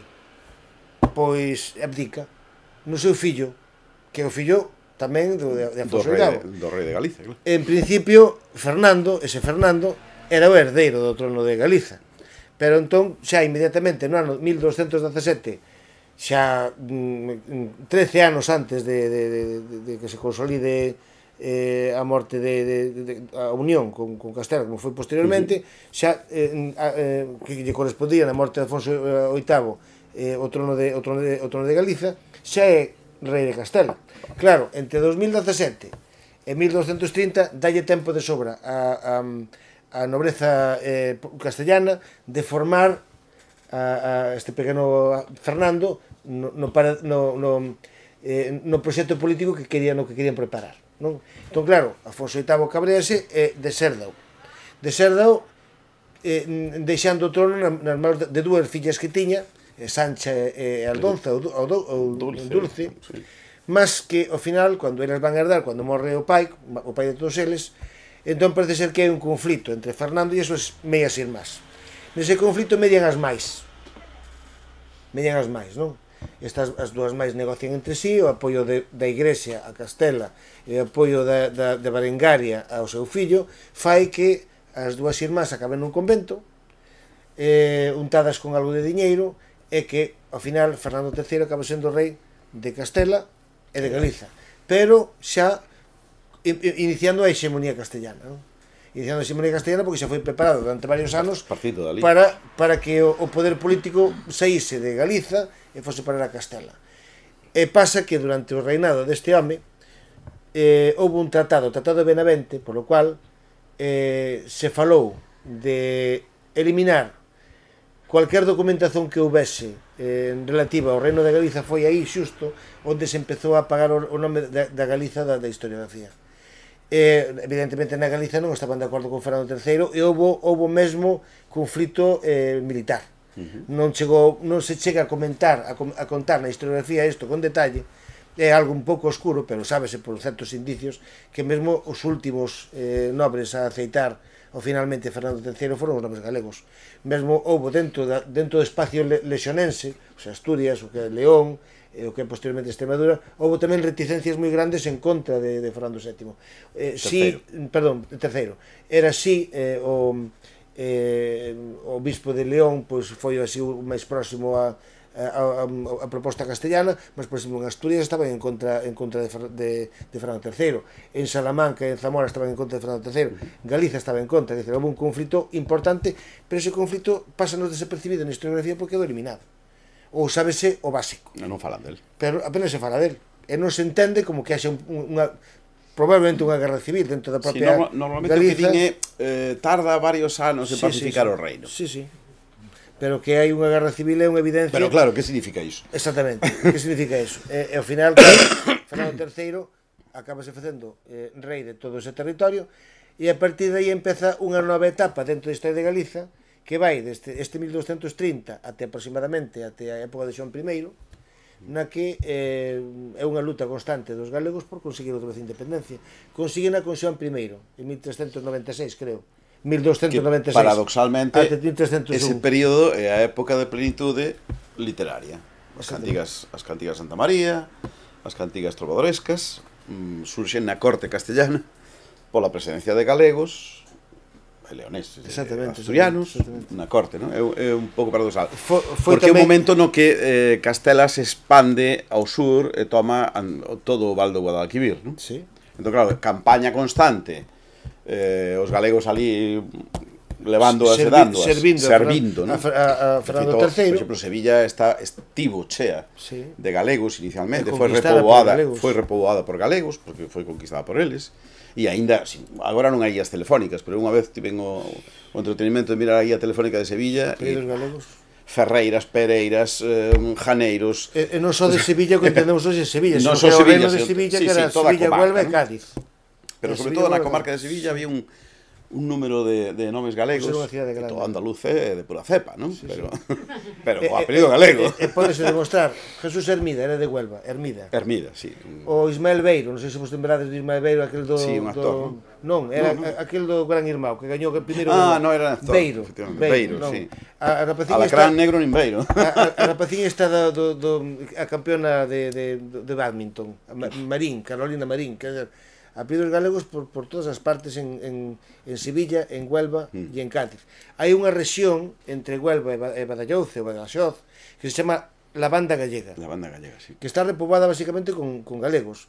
E supomos, damos por suposto, non hai referencia dentro da historiografía española, nin dentro da filoloxía española, de que foran zonas de fala galega, nunca se comentou eso, pero podemos supor que eran zonas de falas galegas. Mesmo era así que houve épocas en que o reino de Portugal se expansionou para Oriente, collendo territorios extremeños e territorios andaluces, e realmente supomos que habría unha proximidade con Portugal, unha proximidade lingüística moito máis grande. Maior, sí. E depois, posteriormente, tamén foron repobadas moito máis tarde xa, as Alpujarras de Granada tamén. Mas Pero xa do 16. Moito máis tarde. Mas, quer dizer, é un esforzo constante da historiografía do poder político castellano, que fundou a España castellana, non? De apagar a Galiza, de apagala do mapa, de non contar nada dela, e mesmo de proxectos políticos que riscaban o nome de Galiza da propia historiografía. Era unha auténtica damnatio histórica que dura até a día de hoxe, porque a día de hoxe ainda é hoxe pasan cosas na Galiza que non saen nun telexornal, cando saen as tatuadas de Sevilla, pero non saen as tatuadas de Compostela. Quer dizer, hai cosas que non interesan para nada na Villa e Corte, pero sí que interesan as cosas en outros lugares que teñen moito menos importancia, non? Entón, aí hai un afán de apagarnos, un afán histórico de apagarnos, e empeza, precisamente, o problema empeza co poder compostelano, que pouco a pouco se vai apagando, e non sei que siguen debendo ter medo, porque ainda a día de hoxe deben ter algún medo, non sei se algo pode recuperarse dese poder compostelano ou algo temos nós, que realmente sí é unha situación histórica que non se acabou ainda, ou non me parece que se acabara ainda. Eu sempre digo, temos un poder que invisible. No, moi visible, o que pasa que pouco... Fixaos que na Galiza... É invisible, mas evidente. Evidente, efectivamente. Unha capacidade creativa e non só artística, Tamén política. tamén política, moi significativa. De feito, o PP cando necesita un salvador Sí, recorre a Galicia. recurre aos galegos. Aínda que sexa... Feijóo, tal, Fraga, ostras, pero claro, despois te paras a mirar, o PSOE fundou nun galego. Suma e sigue, non? Entón, que nos falta aquí? A esquerda española agora está ali chefiada por unha galega. Financiamento. É dicir, todos os proxectos que hai na Galiza, se tivesen unha coordinación e diñeiro, aquí seríamos os reis do mambo. O sea, sen nada, Fernández fixo Pescanova, sin ningún apoio oficial, Barreiros fixo un dos mellores vehículos que sigue funcionando e que moitos exércitos teñen e foron a por el. Franqueira, xa sabemos que Franqueira é máis de dereitas que tal, pero é galego, o sea, é dicir, a capacidade dos galegos, e probablemente isto aumentado... E tamén foron polo seu proxecto político. Claro, como digo, aumentado tal vez precisamente porque somos a cincenta a borralleira, a gata borralleira da sociedade, entón facémonos máis resilientes, non? Bueno, con este clima, imaginadevos, non? Amancio Ortega, bueno, sí, miles, o sea, podríamos citar decenas deles, non? De feito, unha vez os de a través propuxen de facer iso, biografías de galegos que non nos caen ben, pero que son exemplos de éxito, pero que son perigosos, Enrique, porque son persoas que non están en contra do sistema. Entón son aqueles que poden facer concorrencia dentro do propio sistema aqueles que o posúen. Claro. Entón, os que son antisistema xa son antisistema. E por iso van por eles. Claro, pero os que son pro-sistema, entón esos son os auténticamente perigosos porque son os que poden tirar o poder os que o teñen. Eses son realmente os perigosos. Pois claro. Con esta xente non poder galego, creo que non teríamos rival na Península Ibérica, nin os catalás, nin... Claro, despois temos tipos inútiles como o Feijóo, pero bueno, ainda así levano para lá, pensando que a ver si este vale. Sí, porque desde lá ves as cousas dunha maneira. Claro, a cabeza da cigala, hai que mirar ya primeiro. Chega ali e resulta que é todo o contrario do que pensan. Claro. Que foi entón? O primeiro reino de, quero decir así, do Estado español que houve de Europa. De todo, o sea, de Europa foi o reino da Galiza. O reino suevo de Galiza, sí. Que se chamaba así. No ano 411. Eso se perdeu. Sí, no, é que se perdeu non só a memoria, sino que apagaron iso de historia. Non somos visigodos. Fixados que o arco de Planchón, visigodo. Entonces, como é ser visigodos e que non houve nunca visigodos? Vedes, o sea, é todo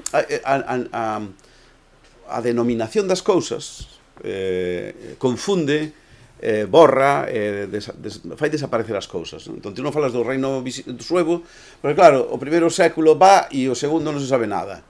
Pois ala, xa vamos aos visigodos directamente, non? Que se ensina da historia de Galiza na escola? Cero.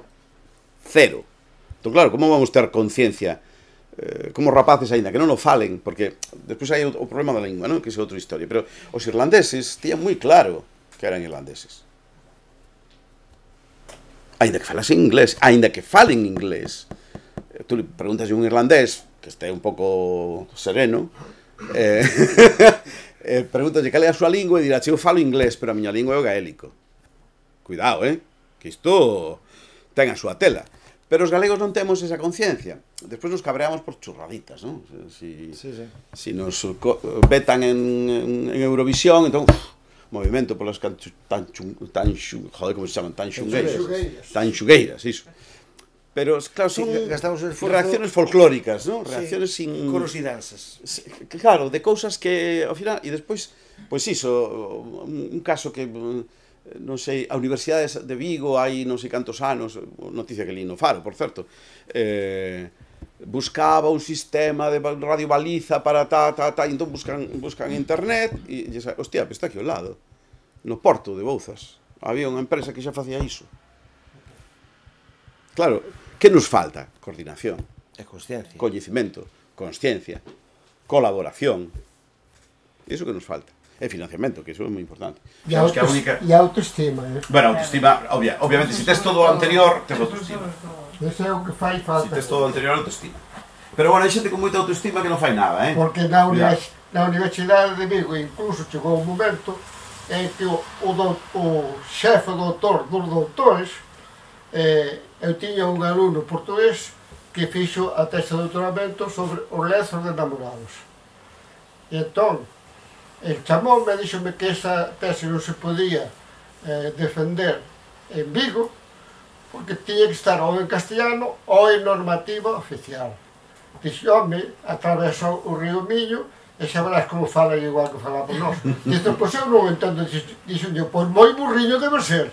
Dixo, moi burriño debe ser. Iso, pero, por exemplo, en publicacións, Toxo Soutos ten un selo que se chama... o de investigación medieval, como se chama? Keltia, Sí. Vale, pois as bases son obras orixinais, escritas en galego ou en portugués. Non di debaixo si es galego en galego e si es portugués en portugués. Entón, eu mandei esta obra ali e como estaba en portugués e tú non eres portugués, non te la editamos. Sabes? O sea, cosas que xa dis... O sea, podo publicar en portugués se son portugués, pero se son galego teño que publicar en esa merda. Que vamos, a nacionalidade das portuguesas. Claro, para despois pagarlle a facer. Claro, ¿no? Decir, hai absurdos que eu non podo comprender, pero bueno, sempre houve, ti és un histórico disto, sempre houve unha perseguición sobre a cuestión idiomática, non? Pero todo o demais tamén é importante ter consciencia do propio, non? E saber quen somos. Por iso digo que esta situación é unha situación histórica que nos vende moi atrás. Estamos vendo cando foi o punto onde tocamos teito e a partir do cual empezamos a baixar. E continuamos a día de hoxe nunha situación que é a mesma que levamos durante séculos. Non variou nada. Non. Nada. Hai matices, hai épocas, pero continuamos sendo apagados, continuamos sendo marginalizados, continuamos sendo secundarizados, continuamos sendo infantilizados e galleguizados. Constantemente. Os suevos a... No, houve poder visigodo. Vale, o sea, os visigodos conquistaron o territorio, deronlle os suevos, pero non se instalaron aquí. Habería un gobernador e 200 soldados, non sei. Pero suevos como tal poboación, que eran unha minoría moi minoritaria, incluso no resto da península, pois non se asentaron como tais. O sea, non se asentaron os visigodos. Os visigodos non. Os suevos sí. Que tamén eran moi pouquiños, quero dicir, os suevos, aínda que seguimos falando de suevos, eles cambian o cartelito do reino, en reino Suevorum e Galaicorum, e no segundo rei xa son Regnum Galaequie. Xa non se andan con suevos e tal, xa están, se non están integrados, polo menos teñen intención de entrar no... A consecuencia deso quería comentar un mapa que saiu aí uns días tamén na rede, que era o mapa das provincias visigodas, non? Sí. Saía, creo que andaba por aí, non? E claro, o mapa aparecen as provincias daquel reino de Toledo. Sí. Non, claro, aparece Galiza, aparece Asturias, aparece Cantabria, aparece Lusitania, aparece a Bética, aparece Cartaxinense, pero a Cartaxinense as divisións que tiña internas apenas se ven. Sí, non, pero no reino do norte, no reino de Galiza, aparece Galiza por un lado, Asturias por outro, e Cantabria por outro. Estaban clarísimos e de cores diferentes. E Astura. Pero a provincia cartaxinense, que estaba dividida en varios territorios, apenas se nota, non? Pero non se especifica aí que eran 3 reinos, e os 3 reinos eran, o norte era un reino, o galiciense regnum, no sur era o Hispanior un reino, e había o reino da Galia, que era Septimania. Septimania, que non aparece no mapa. Entre o Llobregat e todo o sur de Franza, todo o sur de Franza, que prácticamente Marsella. Entón, eso todo era o reino da Galia. Pero non especifican que eran 3 reinos, e claro, aí pensamos que todo é España. No, iso é todo España. Non hai 3 reinos, hai visigodos. Exactamente. Entón, a respecto deso, só comentar unha cosa, os que se me ocurreron aquí agora, así a bote pronto, foron 3 elementos que naceron na Galicia e que non pasan por galaicos. Primeiro, o rito que falamos antes, o rito mozárabe. O rito mozárabe chamase mozárabe porque ritualizaban os cristaos de Al-Ándalus. Pero esos cristaos de Al-Ándalus son herdeiros dos cristaos da época visigótica, na Hispania.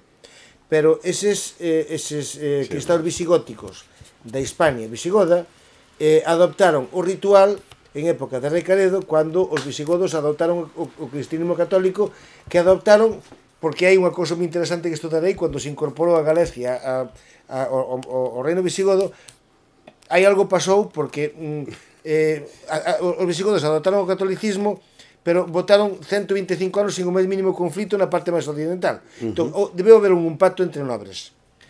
Ben, onde naceu ese rito visigótico? Naceu na Galicia sueva.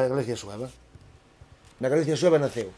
Da Galicia sueva pasou ao mundo visigótico en época de Recaredo, do mundo visigótico perdurou nos cristaos mozárabes cando entrou al Ándalus e continuou até hoxe.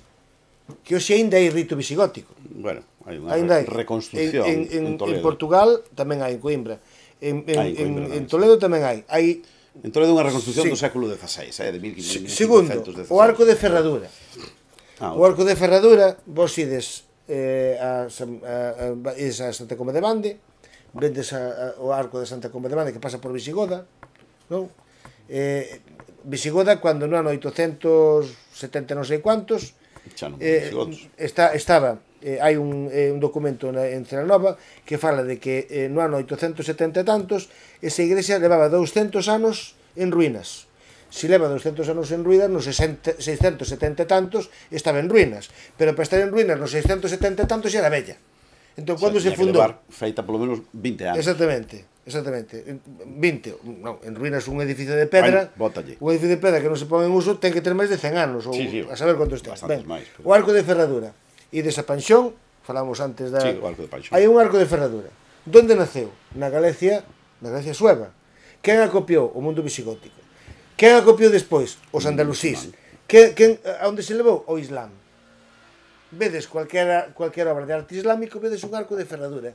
Onde naceu? Na Galicia. Sí, de feito, os máis antigos son castrexos.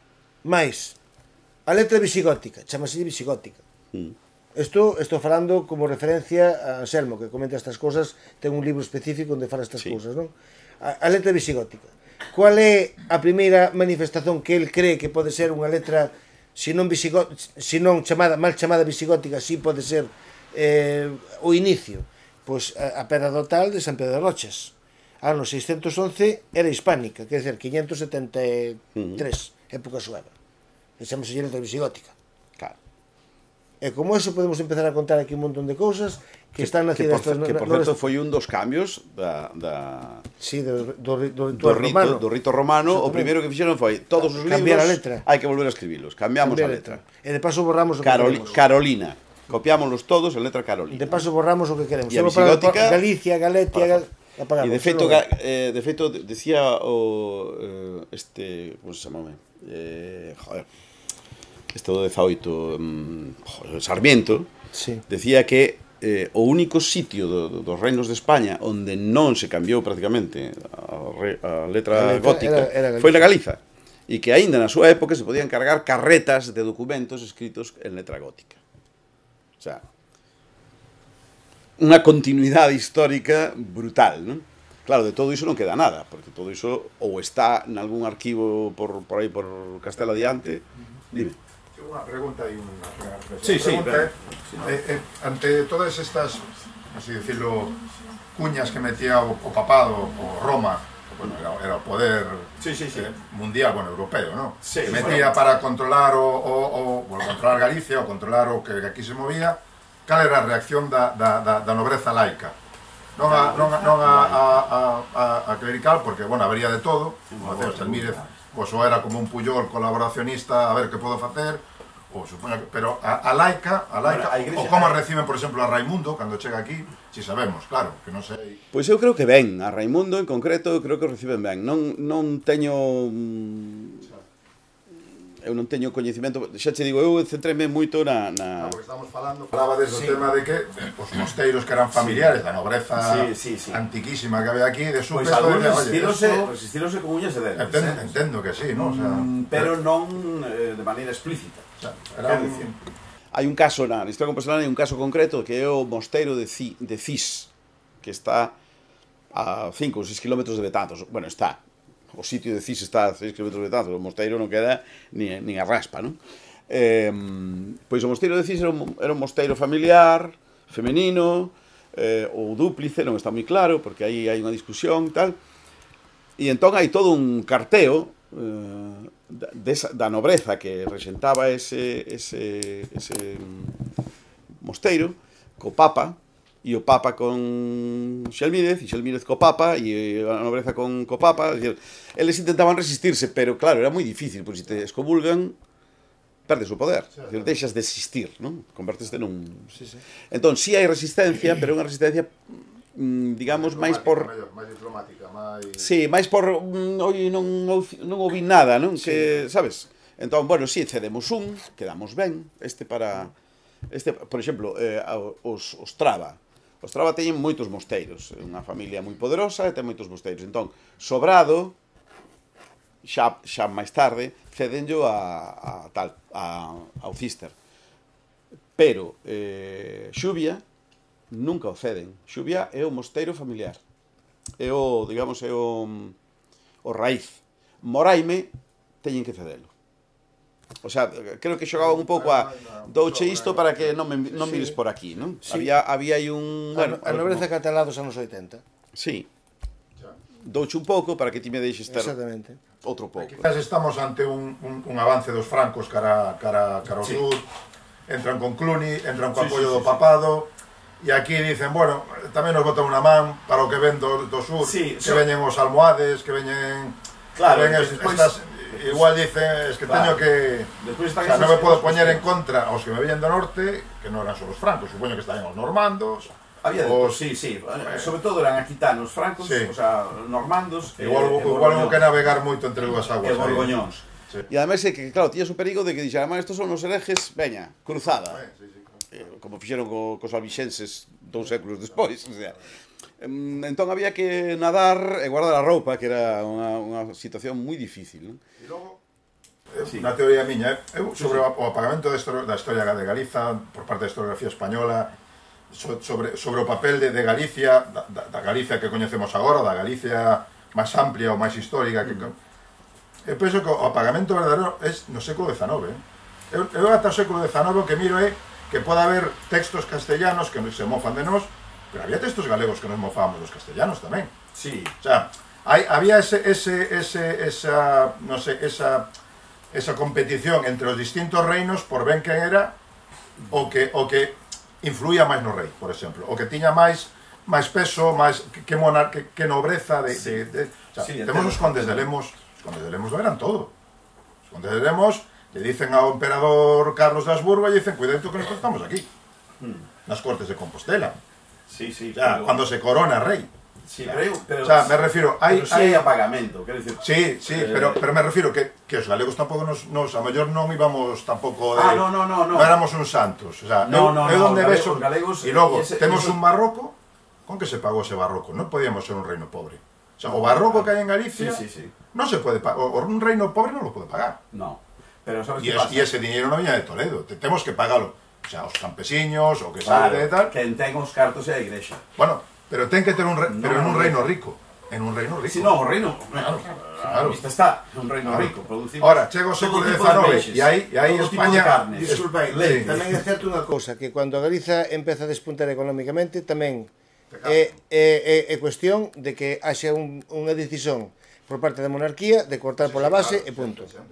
Entón, eso pasou nos últimos 40 anos, Nos últimos 40 anos pasou, acabamos de vivir aí moi poquinho tempo, cando os emigrantes traballaban no exterior, traían dinheiro para as caixas provinciais, Caixa Ourense, Caixa Vigo e tal, con eso construíuse unha Galiza que saía do franquismo non precisamente pobre, pero todas esas caixas que caíron en maus dun poder galego posterior, vimos que este señor o Feixóo deulle a quen lle deu a gana e aí perdeuse unha autonomía financiera que tiñamos real e agora para recuperarla vamos a volver negros.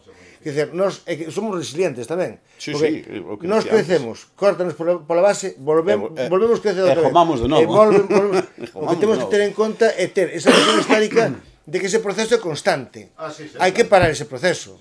Quer dizer, é que nos deixen a nós prosperar económicamente e montar a nosa vida na nosa terra. E a partir de aí, pois, crecer nós. Non que andemos que, cada vez que levantamos a cabeza, que non la cortan. Temos que ter consciencia deso. Algún día levantaremos e cortaremos nós, porque é a única forma. O te la cortas tú a ellos, o te la cortan ellos a ti. Figuradamente, falo figuradamente, claro. O que sí quería aclarar é o seguinte. en contra dos galegos na literatura do século de ouro español foi cando nos atacaron máis, pero por outros lados. Pero cando te atacan, cando eres un perigo. A ti te atacan e te... Cando empezaron a falar mal dos cataláns, cando se convertiron en un perigo real. Si tú eres un neno de Gaza, si tú eres Gaza, los palestinos no te atacan, porque si no eres un perigo. Galicia era un perigo en esa época, porque era verdaderamente un contrapoder contra otras oligarquías, otras nobrezas que había en otros lados. O sea, no... Yo penso que no século XIX, cando se crea o proxecto español en sí, nacionalista, aí es cando verdaderamente nos apagan, porque tamén éramos un contrapoder. Pero aí tamén éramos un perigo auténtico, porque desde o centro, desde Madrid, vamos chamarlle así, viron que fomos un exército e botáramos a patadas aos franceses. Entón dixen, se isto é así, botarlles a patadas aos franceses, aos castellanos, aos vascos e aos navarros, que iso nunca se conta. Exactamente. Entón, pensan eles, se estes son capaces de botar a patadas a Grande Armée, que vai pasar se se poñen contra nosa? Entón, que pasa? Entón, vamos aquí, vamos a pagar a Galicia como se xa. Tú colles o censo de Florida Blanca e te dice onde había un reino poderoso, rico, porque si tes 1,5 millón de habitantes, para comenzar, hai que darlle de comer. Demoledor. Galiza respecto de calquer territorio do reino durante Castela até o século XX. Castela era un ermo. E sigue sendo un ermo. Só que ten Madrid que é a que consume, pero vive a conta dos demais. Si hai procesos de eliminación, por exemplo, o poder tiña a Igrexa, non? Falábamos na Idade Media, o sea, cando acaba o poder político e os nobres galegos van a Andalucía e acaban asentándose por alá, o Marqués de Figueroa e todos estes, todos eses, os que acaban sendo toda a familia de Alba, vale, cando marchan para lá, quen queda aquí de poder? A Igrexa. E que fan os reis católicos e posteriores coa Igrexa? Pois, a partir de agora, os monxes de cada mosteiro teñen que ser 1/3 de galegos, como máximo, e o resto, vidos de outros reinos de mi corona. Des dirixencias castellanas. O superior e a abade viñan de fora, Claro, o superior e o abade, pero ademais o número de monxes, por se acaso había unha rebelión e votaban e tal, porque claro, os monxes votaban, que isto é alucinante, o sea, o superior era de por vida, pero bueno, un resbalón o da calquera, e hai que sustituílo, e se hai máis monxes galegos que non galegos, e a última en resistirse a facer a documentación en castellano foi a abadesa de Sobrado de Tribes, femenino, non? Casi no século XVII. Pero claro, é unha resistencia, pero é unha resistencia que vai en contra do camiño, non? Entón, si hai un apagado sistemático. E a Inquisición, que non tiveron capacidade de apuntalala en Galiza, porque fallou por dúas veces, non tiveron capacidade, dependía de Valladolid, e todo o que facía a Inquisición, que aquí era moi pouco, curiosamente, con tanta meija e tanto tal, non se facía nada, os delegados se queixaban de que aquí non compensaba vir porque non había delatores. E entón non había pasta. E se non había pasta, para que coño queremos a Inquisición? Non? Quero dicir, si hai plans, o que pasa que, bueno, nos vámola virando como podemos, non?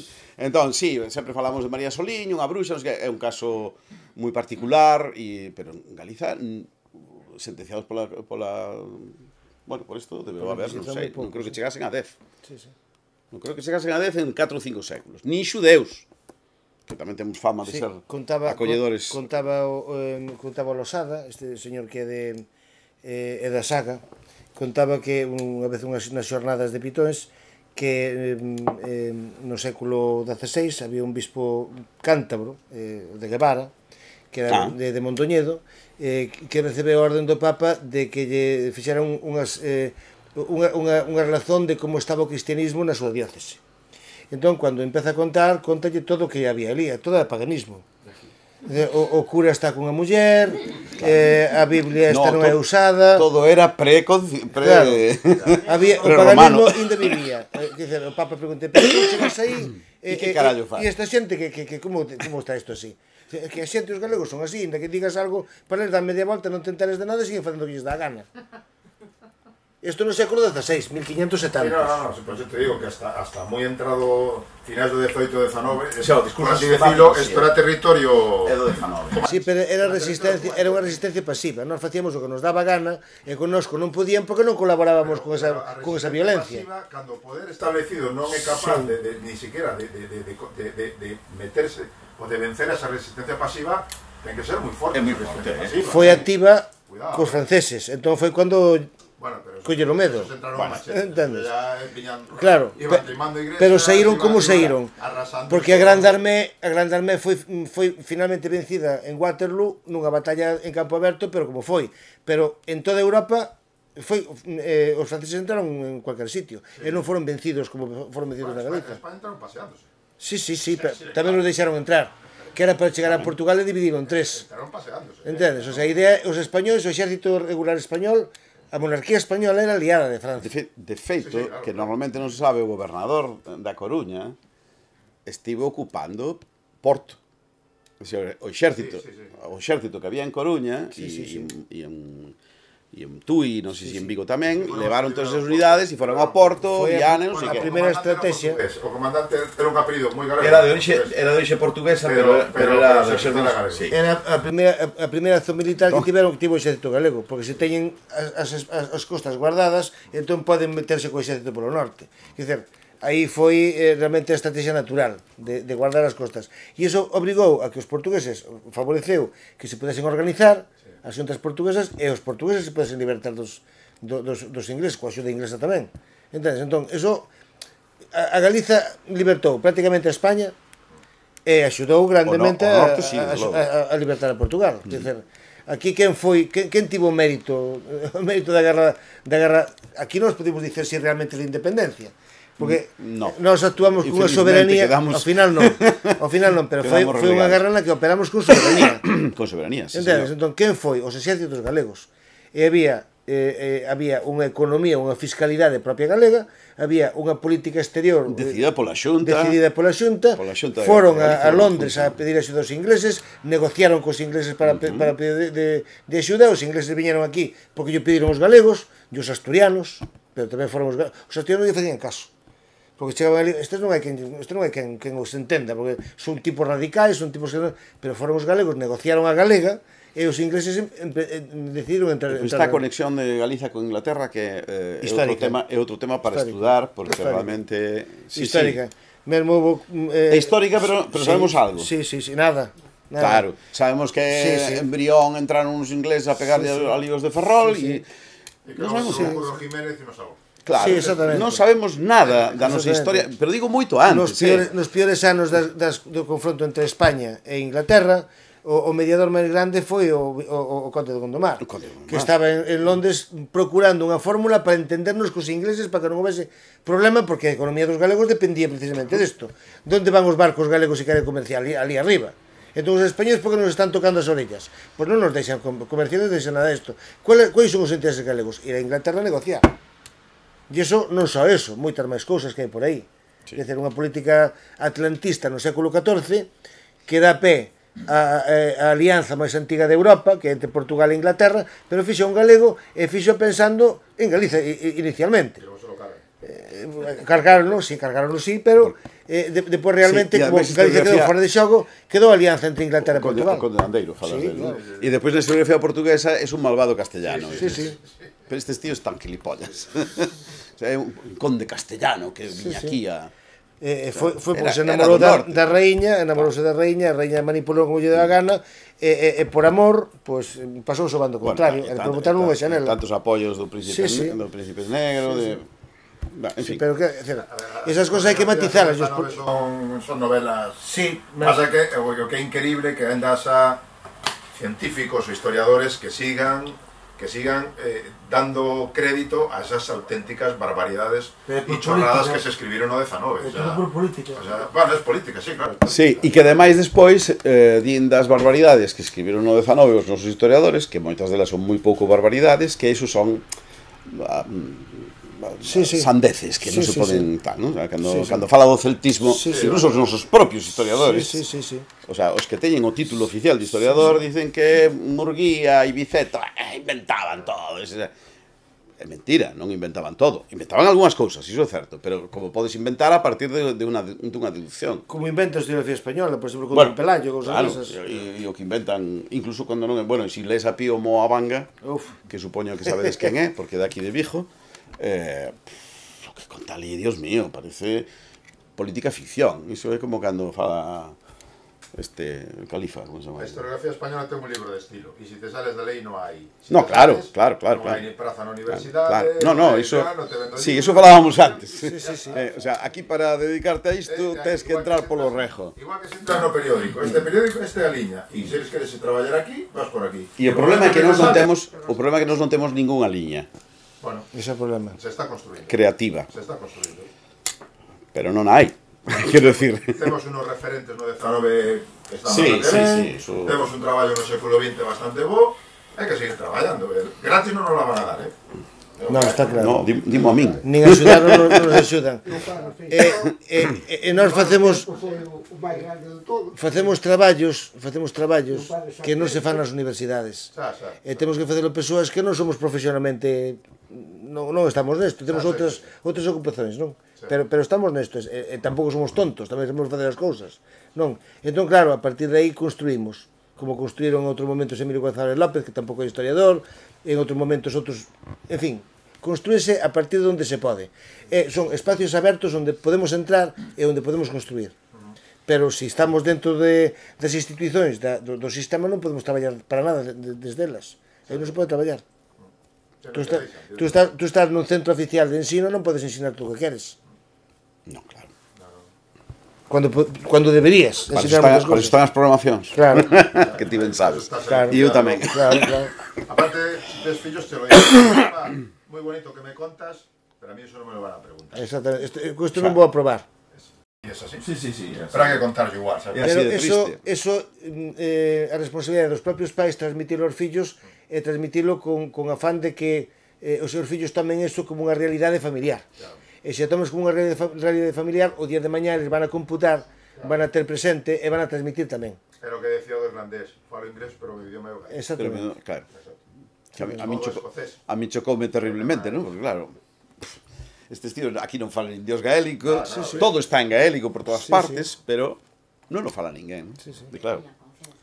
Esa conciencia de ser o noso, non? Ainda que eu non o use, pero é meu. Bueno, construíron tamén unha historiografía e unha historia nacional no momento que sí, pero a base de sufrimentos moi grandes. Bueno, claro, pero como moitos, Sí. Os escoceses tamén tiveron o seu, nos tivemos o noso, pero eles conseguiron, ¿no? Entón, claro, o relato, a veces moi fantasioso deles. Home, sí, claro, sí. Bueno. Pero que relato histórico... Non é fantasioso. Non é fantasioso. Claro, efectivamente. Os mitos son moi importantes, A ciencia ten que ir pulindo que... Os mitos son moi importantes. Incluso eu creo que non... O de? A leyenda negra está, que se queixan os españoles, en verdad. A leyenda negra que se inventaron os ingleses. Para fastidiar. Pero si además colonizaron América con cariño, amistad... E pedindo por favor as cousas. E despois son imperio, iso sí. Sí. Somos imperio, pero somos boiños, ¿no? Somos riquiños.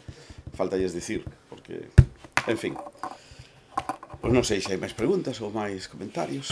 Eu te quería preguntar unha cousa. Antes que dixeches o reino non sei que, Asturias, pues daba a sensación de que había un reino de Asturias, non era así, non? A ver, pregúntasme a min. Sí. A ver, vamos a ver. Hai un historiador vasco que se chamase... Hoxe estamos por olvidarnos das cousas, Eu teño uns lapsos. Eu teño uns lapsos últimamente que non me aclaro.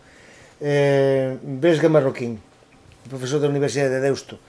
É vasco, non é galego, nin é portugués, nin é estritamente español, entendo por español seguindo a historiografía castellana, o español da Meseta, que dice que o nome de Reino de Asturias é un invento dos historiadores. Non é que existise nada que se chamase especificamente Reino de Asturias. Outra cousa é que existise un territorio organizado no norte da Península Ibérica en contra dun poder musulmano que a partir de aí foi como onde se empezou a reconstruir o espacio territorial que históricamente se chamou Galicia, non? Entón, existe Reino de Asturias, existiu un poder político en Oviedo, en Asturias, eso sí. O nome de Reino de Asturias é un nome que lle deron para entenderense. Non é que a ver, o nome de Reino de Asturias non aparece máis que nun lugar que aparece Asturorum Regnum. O sea, Reino dos Astures, non exactamente Reino de Asturias. E tampouco ni siquiera Reino dos Astures, de traducción. Asturorum Regnum. Asturorum, sí. Asturorum Lo Regnum. más parecido sería de los asturianos. Reino dos Astures. De los Astures. Exactamente, en Sí, plural. dos Astures. Ben, entón, que é un espacio político no norte da Península Ibérica, a partir do cual se criou en parte unha mitoloxía, en parte unha realidade, que tamén un pouco de todo, hai que construirse un poder político que se foi estendendo até que deu a Galicia medieval. Pero que pasa co nome de Reino de Asturias? Reino de Asturias é un nome consolidado pola historiografía española, porque realmente non hai vontade tampouco de recoñecer que existe un reino de Galicia. Estrictamente un reino de Galicia ou de Galicia tampouco é, porque é un espacio pequeno.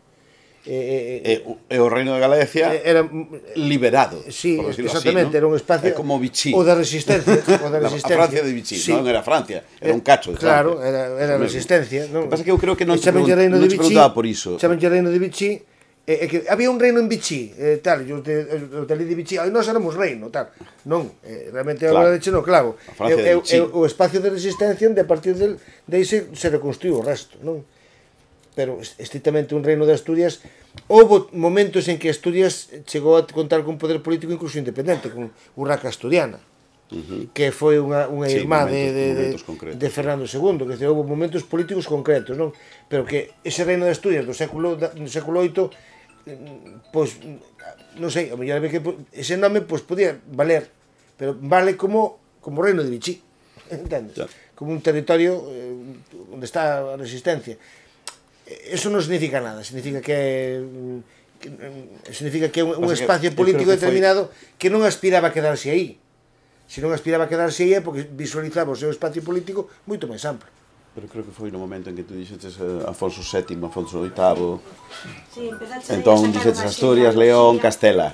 Claro, a numeración dos reis vai de Asturias, o sea, do Reino de Asturias, o sea, do Reino Galego de Asturias. Que les consideran Reino de Asturias. Despois, o paso a León como capital. Que sei que é outro reino. E entón siguen aí. Que parece ser que é outro reino. É o mesmo, cambian a capital. É o mesmo, claro.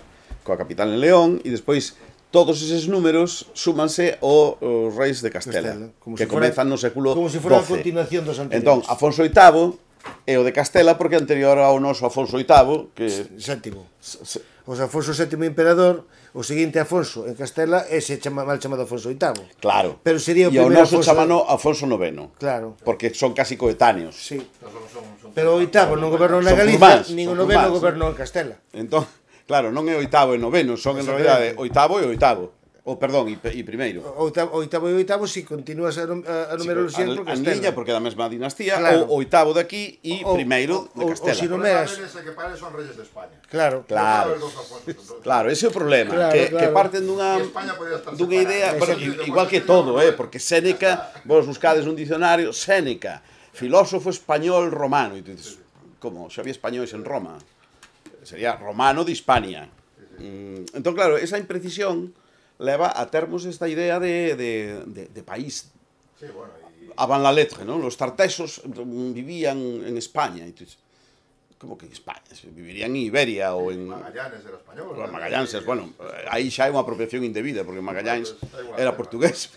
Traballaba para o rei de Castela, pero era portugués.